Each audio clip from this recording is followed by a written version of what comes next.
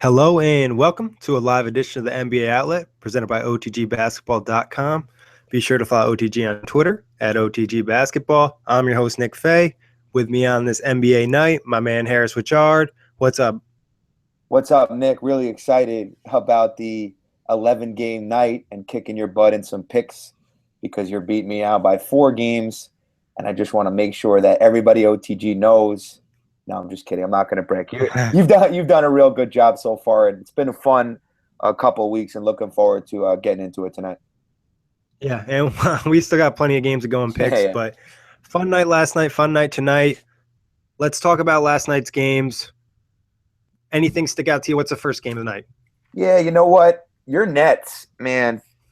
Isaiah Whitehead getting stepped on, and the Brooklyn Grit. This has been a fun team to watch, and I knew that this transition with Kenny Atkinson was going to take place. And even without Jeremy Lin, they beat the Wolves, who have struggled. And for a Tom Thibodeau team to give up 119 points is uncharacteristic of him and the team. But Minnesota has struggled. So watching that game and the pace of that game, as a guy, as you know, likes to play up and down, was definitely exciting to watch. And I think as a Net fan, you have to be excited at least. And I know I spoke about Booker in my column. I think you at least have to be excited about the direction of the franchise, in that they're going to play hard every night. They don't have the talent that some of the better teams have, but there's a foundation of grit and there's a foundation of hustle in each of their games. Yeah, you hit on a ton of great points, and that's got the win last night over the T-Wolves at home, 119-110. And, this team plays hard. I love it as a fan. I love Atkinson as a coach. You can tell that he demands that his players go out and try to win that game. They're not the most talented team in the league. A lot of people had them as the worst team in the league, and they don't look like the worst team right now, especially sitting at 3-4. I'm pretty proud. They got the win last night without Jeremy Lin. Isaiah Whitehead gets his head stepped on, literally stepped on, leaves the game, and then he comes back in the game, and he probably had one of his best games of the season. It wasn't anything special, but he was under control, and he helped the team get the W. Well, he's going to be out now against the Knicks tonight with concussion protocol, and obviously we know that Vasquez was cut, so they brought up Yogi Ferrell from the D-League, and he'll get some action tonight against the Knicks. Before we get into some of tonight's games, the only other game, a couple of things I wanted to point out from last night: 71 points combined for the backcourt in Portland with McCollum and Lillard. And I know I told you about some of the success I had in fantasy last night. McCollum was a major reason why he came out and had a tremendous first quarter. The guy was everywhere, knocking shots down. I think he had like 7 rebounds and 7 assists as well. So Portland gets the narrow win over Phoenix. And then Harrison Barnes was big last night in the Mavericks win also over LA. And then the Cavs dropped their first dropped their first contest of the season against the Hawks, who got a big win. Yeah, you talked about Harrison Barnes. The last few games, it looks like he's really coming into his own and becoming that leader, that star player. Dirk's out. They got a few injuries over there, and they need him to step up, and he stepped up. It's been nice to see for Harrison Barnes. And you mentioned it, the Cavs got their first loss last night. This Hawks team, is very tough to gauge. I mean, the Lakers obviously beat the Warriors. They beat the Hawks too. And the Hawks kind of we can't tell if they're a top 4 seed type of team yet or what. What do you think of the Hawks so far? Yeah, I think Dwight Howard is just a major piece of what the team's going to do. And that's not breaking news, but his demeanor and his attitude. And I've mentioned his antics before. And he actually went on TNT and had a legitimate intervention. Yeah, no, that was good. Yeah, and people want to know what Dwight Howard's potential is still. We know what happened in Orlando. That Orlando team could have beaten the Lakers outside maybe of that Courtney Lee layup. That was a championship team that he had in Orlando. So the reason why that was successful is they surrounded him with the right players. Teams had to double and respect him. But Howard seems to be on a mission. And when they spoke to him last night after the game, it just seemed to me that he's focused. He's back, obviously, for what we mentioned before, his hometown. And now that Teague is out, it seemed like some of that stuff wasn't working with Teague and Horford. Still Millsap there. Schroeder's been good. You still have Korver. And then Bazemore's been good. So Cephalosha's been pretty good too. Yeah, so this is a Hawks team that, to me, is a little bit better than I thought. I know it's only 6 games or so, or 5-2, or what are they? 5-2. They got a big one tonight against the Bulls, and we'll make our predictions. But I've been very impressed with what I've seen from Atlanta so far. Yeah, it's very tough to gauge, and like you said, it's still early. Also, our boy Muhammad's team got a win last night. The Grizzlies got the 108-107 win with Gasol hitting a buzzer beater. Right. I mean, that's an important win for them. They need to stay 500. They're going to do anything in the postseason, if they're trying to get in the playoffs. Also, Pelicans 0-8 still. It is very tough for Anthony Davis. I feel bad for the man. Yeah, you know what? We're probably looking at one of the better players in the league as far as just sheer talent goes. And they mentioned this on NBA TV last night. Shout out to my man, Nate Robinson, who was just always nice to me when we worked at camps together in Long Island. Really good guy. He was on NBA TV last night, and he was speaking about if you had to name the best big guys in the league, just sheer big talented guys, Towns, Davis, and Cousins, you got to start your team tomorrow.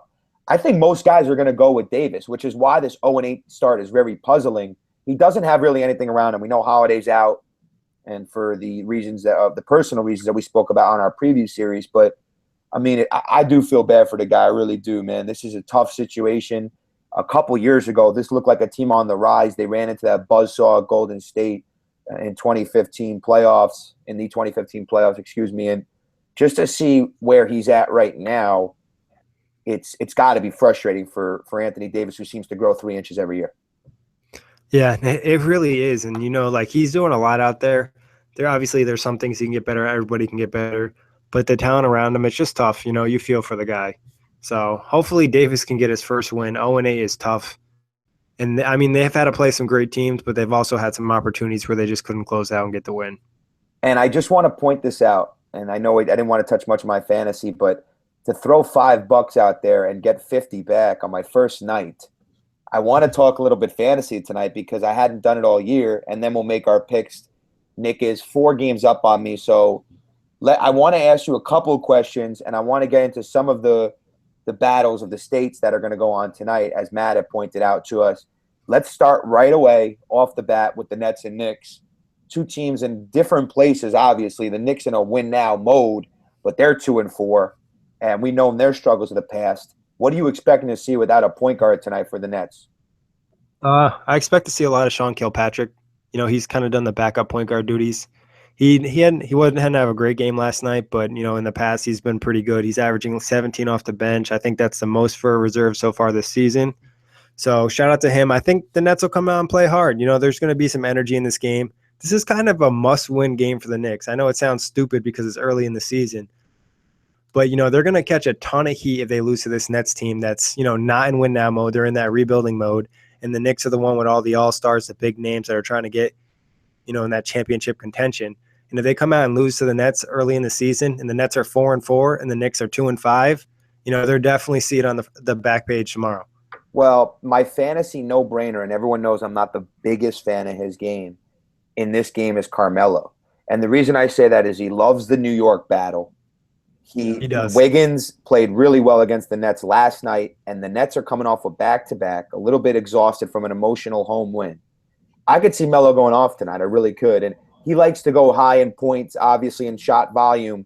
But when I look at fantasy and I look at him at 7,600, and I'm looking at Carmelo, but just talk about outside of fantasy, the Knicks need this W. And this would be really tough to swallow early in the season. I know Corey touched on this today on Twitter about not looking at must-wins in November. It's still not a must-win game. But for the Knicks to go out against the Brooklyn Nets tonight, they're coming off a back-to-back. The Knicks coming off a tough home loss to Utah. Was it their last game on Sunday? Utah on Sunday, yep. So to lose back-to-back at home would be very difficult. So I would definitely think that the Knicks are going to go out and win this ball game. I got the Knicks by 7 on ESPN tonight. Yeah, I mean, I'm definitely not picking against the Nets in this situation just because I hate the Knicks. Right. So give me the Nets tonight. And also another guy that, you mentioned the Nets are really banged up at point guard. Jeremy Lin's out. Whitehead is out. Yogi Ferrell's going to get some time. Sean Kilpatrick's going to play there. So expect a big game from Derrick Rose. I don't see him having much issues with Nets point guards tonight. So you like Rose. I like Anthony. Let's move on. I want to ask you about the Celtics and Wizards. And this is a Wizards team now that's really struggled. And you could see the frustration with John Wall. And it's starting to build. It kind of reminds me of what I'm looking at in Indiana, and they're 3-4. So some of these stars, Davis and 0-8, are starting to run out of patience early because they can kind of see, and they're so competitive. Some of these best guys are so competitive. It's like playing your older brother in Mario Kart when you're younger. You know you're going to get a tantrum at some point, and these guys are going to throw some tantrums. And John Wall is frustrated, Nick. Yeah, he is frustrated. This team is not getting wins, and I don't think they're going to get the win tonight either. No, I don't either. I don't either. Yeah, I think Boston's kind of struggled too a little bit. Everybody expect them to be a top 4 team right off the bat, but they have some work to do. Obviously, Al Horford's missed time, but I see the Celtics picking up the W over the Wizards tonight. What about you? Yeah, I'm going to agree with you. I got the Celtics by a bucket, though. I think the Wizards play them extremely tough at home. They compete their tails off, but it's not going to be enough. I stay away from a game like this because I could easily see this one being like 91-89. I've seen it before from these two squads. So fantasy-wise, I think I'd stay away from this game. Yeah, it's tough. Maybe one of the Celtics bigs, in Amir Johnson or Zeller, just because Horford's out, they'll probably get a little extra time. Gotcha. And maybe Gortat on the other side because, those guys are not as great as Horford. So, but like you said, it's not anybody that you're really locked in to grab somebody from this game for sure. Well, we talked about some underachievers. Let's talk about some overachievers and teams that we've liked. We saw the Jazz coming. Did anybody see the Hornets off to a 5-1 start? The Jazz visit Charlotte tonight. Who do you got? This is a tough one. Charlotte's a weird team. They've obviously are 5-1, but they have some close wins against teams that aren't very good. The Nets could have probably easily beaten them if they had Jeremy Lin the other night. But, it's tough to pick against a team at home and the Jazz. Give me the Jazz. Gordon Hayward's back. Favors is back. This team's probably starting to click. They had a nice win in New York, so I think they'll be able to get the W against the Hornets. Yeah, I agree. I think the Jazz now have had a couple of days off. Wait, they didn't play last night, did they? No, they didn't. No, I think the last game they played was Sunday. Yeah, so they have some time. They're on this East Coast trip. This looks like a well put together group. It's young, and I think Charlotte's going to struggle with them. I think Gordon Hayward's going to give them a lot. I love his value too at 6,800. I think he's a no-brainer the way he's been playing and scoring right away. He didn't have a serious injury, so he looks relatively healthy. This is a team that we spoke very highly of in the preseason, and I still think very highly of them now. I think outside of that top 4 in the West, you're looking right under that tier, that top 4 tier of teams in the West is the Utah Jazz. Yeah, for sure. Like you said, we like this team. There's plenty of depth on this team. They have some nice young pieces that are going to continue to get better. Rudy Gobert threw down a monster dunk on Porzingis on Sunday. That was great. So we said the Jazz. What about a team that's definitely struggling against a team that hasn't looked great in the Minnesota Timberwolves against Orlando Magic tonight? I think Timberwolves the Wolves coming at 105. Yeah, I think the Wolves are going to finally get over the hump and get a W here. I don't like what I've seen from the Magic. And I saw some things offensively working for the Wolves. Defensively, they just got to figure it out. I don't know what they were doing on the defensive end yesterday, but not much of anything. Yeah, Wiggins coming into his own last night. I don't expect him to be that good tonight, but Towns is a freak of nature. He really is. I think this team's going to figure it out. I think they're going to compete at the bottom of the West as far as like 30, 32. I don't think they're going to be in the 20s. I think they get this win tonight. Give me the Wolves on the road by one or two, by a possession. Yeah, give me the Wolves. I think probably more than a possession. I think they're a more talented team. They probably saw some things click last night. They really need this win. And I think by the time the season's over, they're going to be such a better team. They're struggling right now. There's a lot to pick up. A new head coach. He's got a tough defensive system that I don't think they've quite figured out yet because there's plenty of defensive potential on the team. So many athletes, so many long players. There's a lot of disruptors on this team. So it'll in time they'll be a very good team. All right, so give me the team. Another winless team. They don't get their first win tonight, do they? Against the Pacers couldn't lose this one. No, the Pacers aren't losing this one. Paul George called out his team. He hasn't been impressed. They haven't played with a ton of energy. He said there's no trust, and so I think he's going to come out. He's a guy I'm looking at FanDuel. Like you call out your teammates, you're going to have to come to play, and that means points, rebounds, assists, steals, blocks. I see George having a big game, and I see Philly grabbing another loss. The only problem with this one, fantasy-wise, would be the fear of a blowout. And I Yeah. could see the Pacers coming out and putting the shellacking on the 76ers. So I'd be a little bit careful, but I could see where you're coming from at decent value. George is at 84 on DraftKings. I'm not sure what he's at on FanDuel, but He's higher on FanDuel, but yeah, not by a lot. right. So all right, so let's talk about the one of the better games of the night now. Jazz and Hornets will be a good one, but now we're getting to some really good games. The Bulls, who are now 4-3 at the Hawks. Hawks coming off the emotional win last night in Cleveland. Can they come back home and beat a good Bulls team? I mean, it's going to be tough. The Bulls are going to come to play. They have veterans, like I've mentioned a million times. They have great basketball players. The one thing with the Bulls, I think they're going to cool off shooting-wise. I also saw a great video on B-Ball Breakdown of the Bulls taking a ton of contested shots. So obviously they're not going to keep making these contested tough shots all the time. So I think the Hawks are going to carry that momentum. They just beat the Cavs, so give me the Hawks at home. I'm going to go with the upset here. I think it's going to be tough for the Hawks to put back good back-to-back performances. I like what I've seen from the Bulls' backcourt. They've been a little bit inconsistent, but watch them. I know against the Nets that night, it's not necessarily a great indication of where a team is at. I've only seen them play twice, then I saw them versus the Celtics. I think they dropped that one. But I like what I've seen from Chicago. I think they can come into Atlanta. So our second game of the night we disagree on. I think the Bulls give me the Bulls by 6. The Bulls by 6. Yeah, it'll be interesting to see how the Hawks, it'll let me get a better gauge for this team. Yeah. On to another good matchup, though. The Toronto Raptors coming in at 4-2 against OKC Thunder at 6-1. Westbrook's been killing it. DeRozan's been killing it.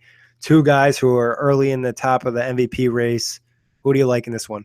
I don't think the Raptors have enough on the road. I think this is a game that if it was in Toronto, I would think about it differently. But this is a Toronto team that's a lot better in their building. Most teams are, but they feed off that crowd. They have one of the better crowds in the NBA. Westbrook's the MVP thus far. It's not really close right now because of how much he has to do for that team specifically. I think there are other guys in the conversation, obviously, but 6-1 through 7. The only loss to the Warriors, and he's got them rolling. I think the Thunder by a couple possessions tonight.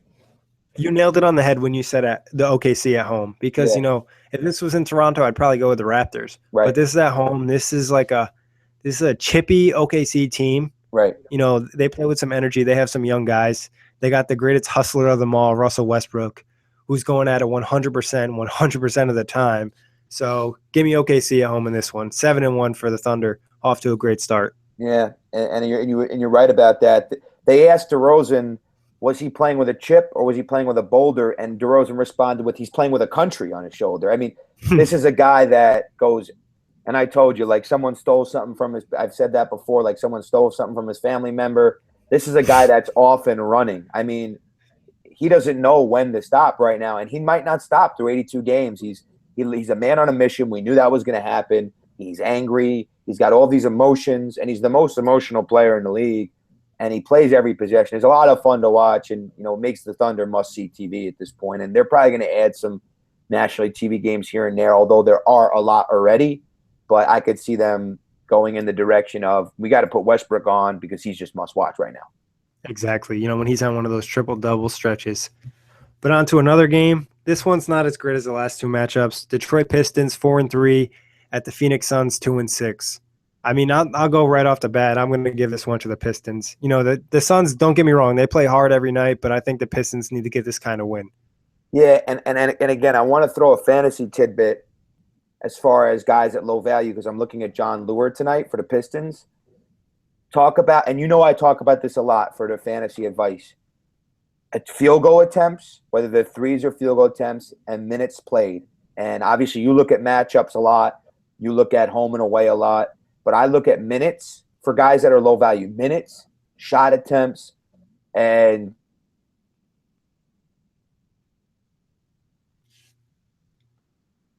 you there?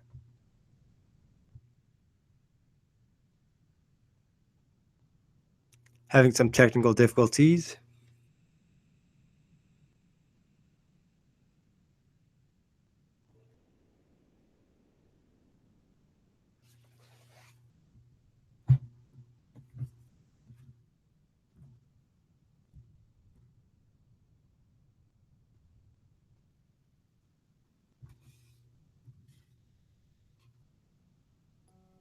Yo, can you hear me?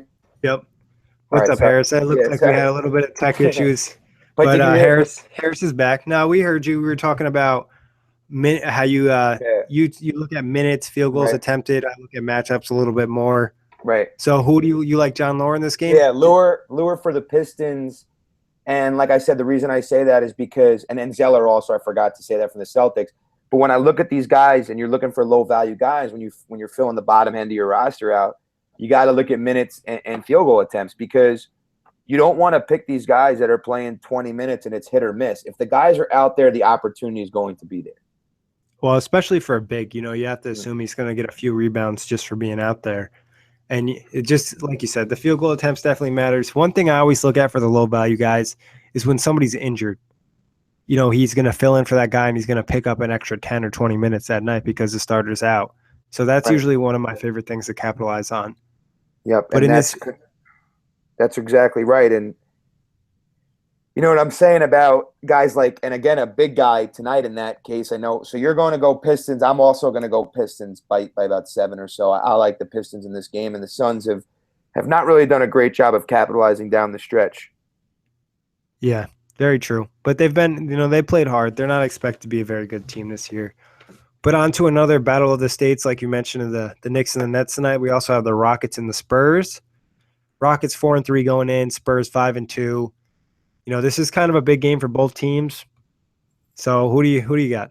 Well, San Antonio, and I think they've already dropped a couple of games that they're upset about, and I think they go out tonight and play really well. And no Danny Green still. Again, Parker's not going to be back, so I think the obvious choice of the night. And I think if you're not playing this guy, you're kind of nuts tonight. Am I right about, who I'm about to say? Patty Mills, correct? Yeah, it's not even. I mean, the Rockets give up a ton of threes. It's going to be a high-scoring game. Patty Mills has been playing minutes, has been taking threes, and he's coming off the bad shooting nights. You know how I feel about that. Yeah, I think he could have a big. I mean, a lot of the Spurs could have a big. I like Kawhi in this one too. Yeah, because the Rockets just give up so many points. Kawhi's going to have plenty of opportunities for steals, blocks. The only thing that I might be scared about is I'm giving away my pick is the Spurs blowout, just because right. They're going to play so much more fundamentally sound, take care of the ball, while the Rockets are kind of be going crazy. Matt spoke about the James Harden thing. Yeah, you could go on this. Yeah, James Harden, that boy has been on a tear so far this season. He's been killing it. The lowest scoring game for him so far this year is 28. So the worst game he's had is 28 this season. So I mean, obviously the Rockets don't play defense, but what do you think about this team going forward in the future? You can't win like this. Like D'Antoni has proved that this team could go. A team like this can go deep in the playoffs, and I've spoken about this many times. But you do need some sort of enforcer. And for the Suns, it was like guys like Boris Diaw and Stoudemire, and they tried to outscore you, which is great. That ran out of steam, though. The reason why the Warriors were able to be successful with it is because they had Draymond Green. No one on the Rockets is anything like Draymond Green. And not even close. So you have to have a defensive enforcer to win at this level at some point. So you could get deep in the playoffs. Like this Rockets team is going to make the playoffs, I think. I don't know where they're going to be in the playoff seeding, but I think they're going to make the playoffs. Yeah, for sure. And James Harden is too good of a player to not let this team make the playoffs, I think. Yeah, especially the way he's playing. They almost missed it last year. James Harden's going to come out and say he's the best point guard, best player in the league. That's nonsense. I mean, everybody knows he's not even like top 3 or 4 right now. So well, I mean, but he has to have that type of confidence. No, and yeah. I agree with his mentality. Great, you have to believe that if you're one of the best. But we all, us basketball fans, are not going to be tricked into that thought process because of the better players we see that are playing harder on both ends. This is a guy now. This is Harden heaven. If this is James Harden's ideal world, D'Antoni's going to come coach me. I'm not going to have to worry about Dwight Howard. I'm going to do whatever I want on offense and score a ton of points, win 45 games, and go to the second round of the playoffs. I mean, this is an ideal situation for a guy like Harden. And to answer Matt's question, no, I don't think the Spurs are holding them under 30, but I don't think they care. Yeah, I mean, James Harden has so many touches. He does make it look so easy to take care of the basketball as well. Driving to the lane, he's dishing it like a point guard, like he's been playing that position for years. So, I mean, you have to give him a lot of credit in that aspect. I mean, even the Rockets, they've been close in some games that you probably didn't expect them to be close in. So, I'm agreeing with the Spurs, though, getting the W tonight. Yeah, a couple of games still to go because it's a big 11-game night. We still got to touch on the Blazers and the Clippers and the Mavericks and the Warriors. Am I correct? You're correct. So let's go with the Blazers and Clippers. These teams already played this year. I'm pretty sure the Clippers got the W. And I think they're probably going to get the W again tonight. This is a talented team. They're playing hard. They do have that one loss to OKC. But I like what I'm seeing from the Clippers. They picked it up defensively this year. Yeah, definitely.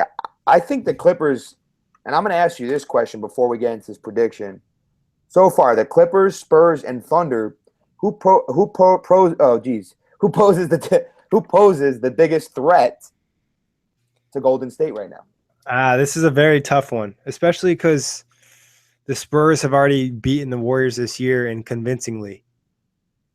So I'm going to have to go with the Spurs. I kind of want to say the Clippers just because they might be more talented, but the Spurs, with Greg Popovich as coach and already having to deal with the Warriors for a little bit of time now, I think the Spurs can kind of give them some issues maybe. Kawhi just looks like he's a different animal this year. Yeah, I think mentally the Thunder can't. I don't think the Thunder will. I don't think they'll be able to get off the hump with the Warriors.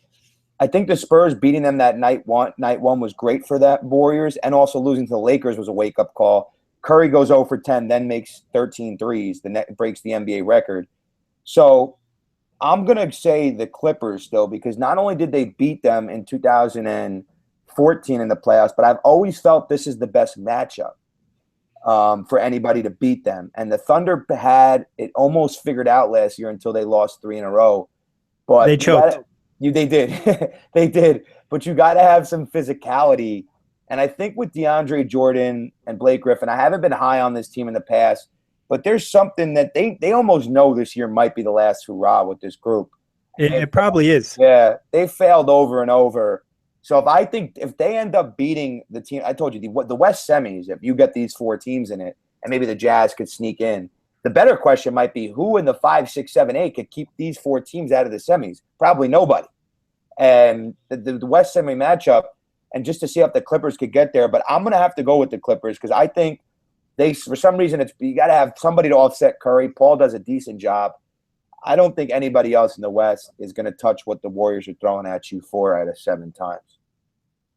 Yeah, I mean, I still think the Spurs just because of Popovich, and I think Aldridge is kind of, the whole team is going to come into their own. Danny Green will be back.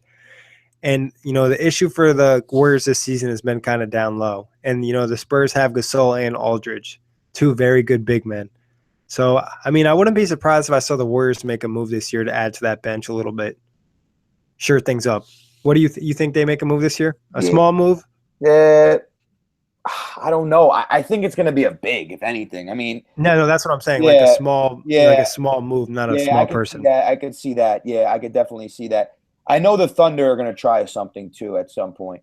I think the Spurs are kind of happy with their roster, and the Clippers are kind of happy with their roster. But I know that these teams are going to be jockeying for position all year long, and we understand that the top 4. And then you look at the Jazz and the Rockets, and everybody else has to look at the Warriors roster and say, how are we keeping this team out of the finals? And right now, there has to be some sort of equation for it. The Spurs on opening night, I don't even count that, to be honest. It was the first game that Durant and Curry are out there together, and Thompson and those guys. And I think Thompson has a breakout night tonight. He is so – if there's anybody that's overdue for one of those big shooting nights, and I think – he was looking better last game too. Yeah, and now that Curry – and I picked Thompson again at low value. I think if Curry had his big night and Durant's had a couple of his big nights, now that they're playing – Clay. Yeah, the Mavs have had their struggles. Barnes coming back. I know Barnes going to be jacked up to play them tonight after what he did last night. He's been pretty good, but I'd stay away from him. I think give me the Warriors by like 18-20. I think they're going to blow the Mavericks out. And I think the Mavericks, after what they did last night on a high from a win against a decent LA team now, I think the Warriors – I know we didn't make the Clippers-Blazers pick, but I'm giving away my Warriors by the blowout Warriors pick tonight, and Clay having one of those vintage Klay Thompson performances. Yeah, no, I think Clay, last game, he kind of bounced back a little bit. He had like 30-plus fantasy points. This game, I think he's another solid pick, like you said. So give me the Warriors as well. I think this one's definitely by double digits. And in the Clippers and Blazers, give me the Clippers. Yeah, me too. The only opportunity I have is to close the gap tonight on Pick'em Nick is is the Bulls game and the Knicks game. I like my chances. I know Nick won't pick against the Nets. I like my chances of grabbing a game there. And if the Bulls can pull the upset, I will pull within 2 games of Nick Fay. That they call him the Pick'em King. Because if you could pick in November, they know what they say. It only gets easier in the NBA from there. We start to understand teams' identity. We're only 2 weeks into the season, and we've seen about everybody play, 6, 7 games now. By this time, mid-November, Thanksgiving. I think Thanksgiving is a better indicator. And then obviously Christmas is when you start to find out who people are. And then, as Isaiah Thomas likes to say, All-Star break, you're not fooling anybody. Yeah. So, No, I mean, by the time January, I think like if you're gonna make a big like a big change in your team, you're gonna have a big run. It needs to happen like that first week of January. I think that's where a lot of things happen. You see teams in early January either go down or go up. And by the time February comes along, we already know what's going to happen. I mean, right now we pretty much already have a great idea who's going to be in the NBA Finals. Somebody's going to try to change that, but it's still fun to watch. absolutely. And another guy I didn't talk about yet, but I think Jimmy Butler is going to have a good night. I got a feeling about I worry about Atlanta tonight. And the reason I say that is because we spoke about their emotional win last night. That's a big early win for a team to give them confidence that they're for real. And that could spark a run for them. But with that being said, coming off that back-to-back, if you're going to go with anybody on the Bulls, it might be Butler, and there are some other options that you'll probably speak about and know about. But I think the Bulls are a good look tonight. Yeah, I mean, well, let's go through some of the guys we said tonight. If anybody's listening, they want to throw a lineup together. Right. We like Patty Mills. I like Sean Kilpatrick. Guys like Kawhi Leonard, Harrison Barnes. You said we're probably staying away from him, even though he's coming off a big night, just because Durant's going to come out and D him up. Right, that's going to be emotional. I spoke about Melo. Yeah, Derrick Rose, Klay Thompson. Klay Thompson is a guy we look to explode tonight. Hayward's probably a safe play too at 6,800. And the Celtics back up, Zeller and Amir Johnson with Horford out are probably going to get a little extra burn. So, I mean, there's plenty of guys. Another guy I wrote it in my column about FanDuel picks daily. I'll throw some up there for you guys. Not always a ton, but at least some guys you can look to have a good matchup. And that's Avery Bradley. The Wizards are doing terrible against shooting guards. Bradley's off to a great start this season. I think he's averaging over 30 fantasy points a game. So give me Bradley tonight. And a guy I love, and if you want to stay away, because I like to stay away from some of those 11,000 guys, Chris Paul at home this year has been excellent. And he's had some huge games. Yeah, he's going to be forced to play a lot tonight and play well against the Blazers. And he loves those point guard matchups. He was bad against San Antonio in San Antonio, but other than that, he's had the 54, the 66, the 52, and a lot of that's been at home against decent point guards. So look for Chris Paul, I think, to have a big night against the Blazers. Yeah, I mean, Chris Paul's a guy that I kind of always feel a little bit safe picking. I never think he's going to really have a bad game. Right, so, and he fills the stat sheet, he does. Yeah, exactly. So, I mean, he's always kind of like a safer bet, especially for the expensive guys. Yeah, and again, Westbrook, Harden, Durant, those 3 guys tonight are the highest valued players.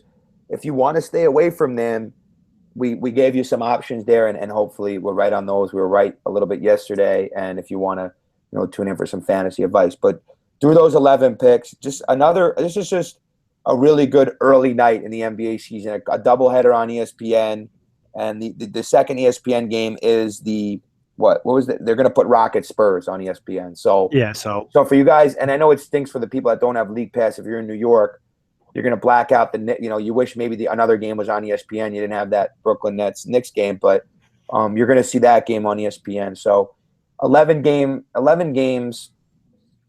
It's going to be a lot of fun to dissect on our next episode. And just to give everybody the heads up, we're going to do the live on Wednesday, and we're going to come up with some guests, and we're going to have some pro guys on, some pro players, some people that follow the league that are well respected, incredible guys. And then Saturday is going to be our recorded show. So right now we're at 2 a week and looking to expand anyway. And I always want to talk about the support. I know Matt's done a really nice job. Muhammad's been on the pod.